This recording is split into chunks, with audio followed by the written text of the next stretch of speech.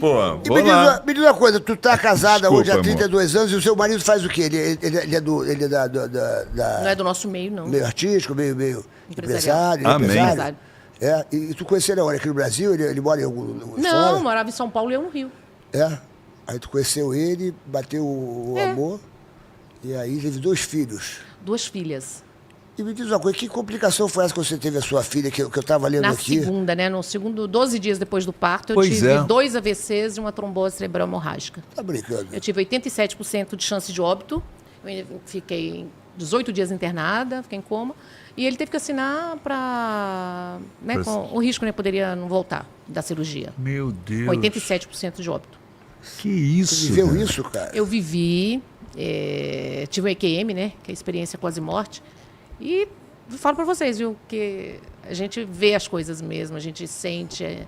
Existe muito mais coisa além do que os nossos olhos enxergam. O que você viu que falaram que você viu a luz verde falando com você? O que foi isso aí? Mas, gente, quando você está num momento que você está quase desencarnando, que você está num... Parece assim... Eu sei o que eu lembro, tá? Assim, e depois eu pesquisei bastante, e várias pessoas no mundo, assim, as experiências que as pessoas, quando estão passando por um EQM, nesse momento da experiência quase-morte, é muito parecido. Eu, assim, vi uma luz verde do lado direito, assim, como se tivesse uma porta, na altura de uma porta do lado direito. Só que era energia, não era luz, como se fosse uma energia circulando. Era da cor de um semáforo, que verde. Aquilo circulava, rodava assim, e eu olhava, e eu sabia que dentro era energia. E tinha uma voz que falava: inspira, respira, isso vai te aliviar. Aquela voz saía daquela luz verde. Aí eu ficava como se eu estivesse olhando. Aí, eu acho que quando dava uma esmaecida, a voz falava: olha aqui, olhando aqui você vai ficar bem. Mas isso era de 30 em 30, 20 em 20 segundos. Aquela voz não deixou eu dormir. Eu acho que o dormir ali era o desencarnar, era morrer. Porque a voz não deixava. Sabe quando você começa a pegar no sono Chamava assim? atenção, você não vai agora. Sabe quando você estava assim, que você vai pegar no sono, você vai fazer assim? A voz fala: Nani, aí você faz assim? Sim. Ficava de segundo, de 20. E aí eu tentava descobrir, eu olhava, e a voz falando: inspira, respira, isso vai te aliviar. Aí dava um segundinho, olha aqui, aí eu fazia assim: olhando aqui você vai ficar bem. E era só essas 2 frases.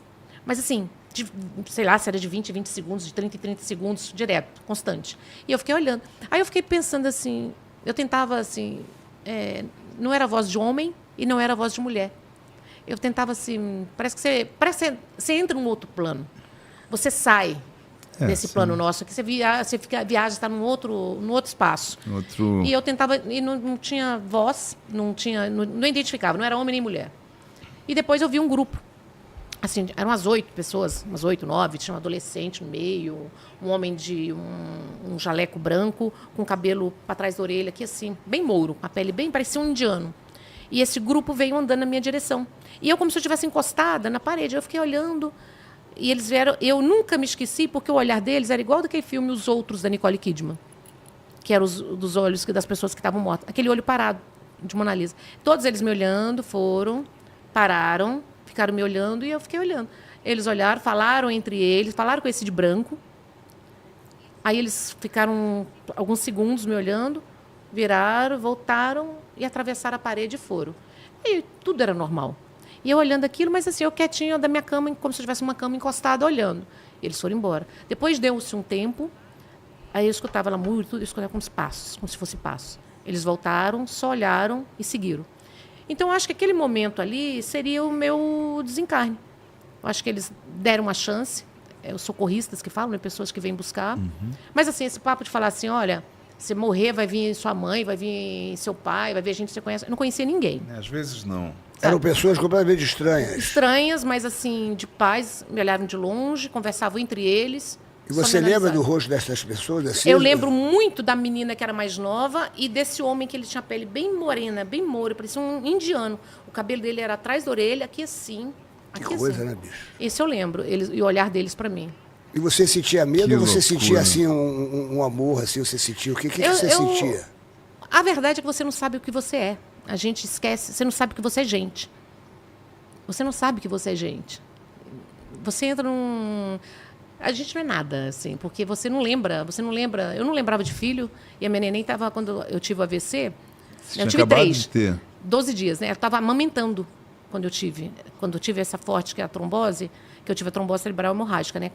Que começou a explodir dentro da minha cabeça, que me socorreram, eu estava amamentando. Meu Deus. Então, com o neném de 12 dias, eu fiquei cega. A primeira coisa foi ficar cega, né? Das duas vistas? Das duas, fiquei cega. Sem enxergar nada? Cega. Eu estava segurando a criança que eu estava cega, eu não enxergava. Caramba, que desespero. Dor de cabeça e cega. Eu não enxergava. Eu tinha enfermeiro, eu entreguei a criança, me socorreram, me levaram para o hospital e lá fiquei 18 dias. E disse que estava do tamanho de um limão na cabeça. Só que foi o hemorrágico e não saiu. Não saiu por nenhum lado, então teve que abrir. Então eu tenho a cabeça daqui até aqui toda aberta. Tu operou aonde? No São Luís. No Operou em Hospital São São Paulo? Luís. É.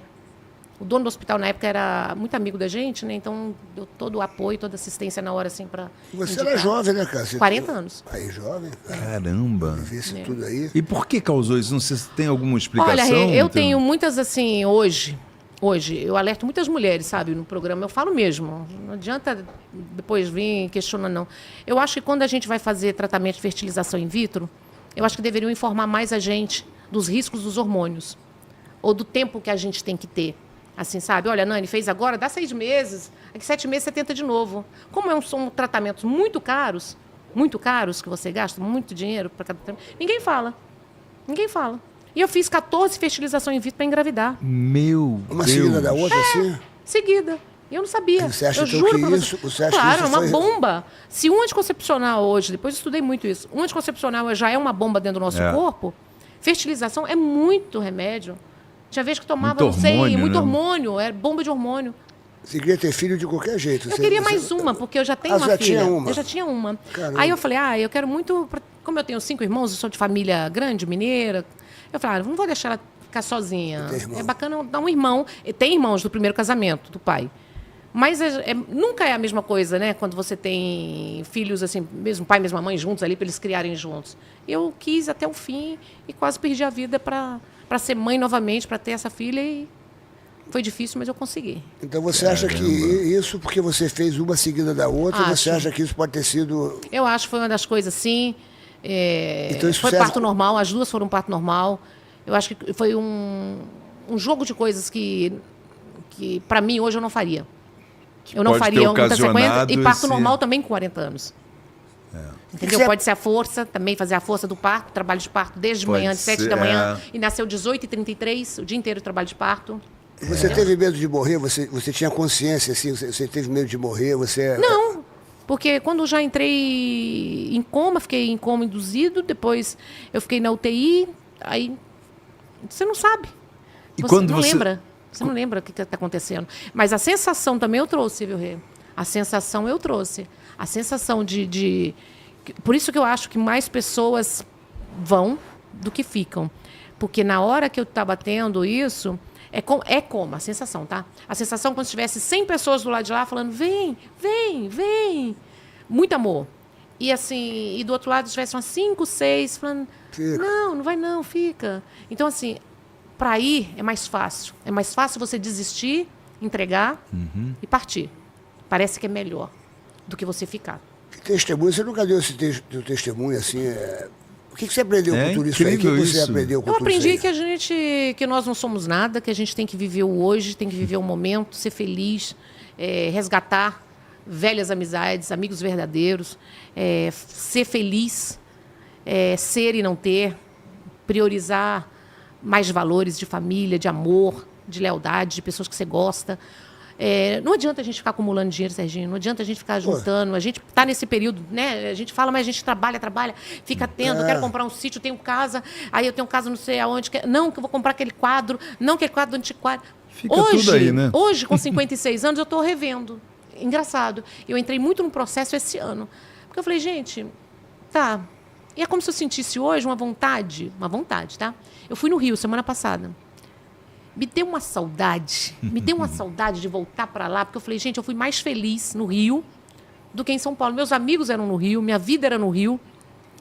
E em São Paulo foi o tempo do casamento. Eu falei assim, vontade de voltar.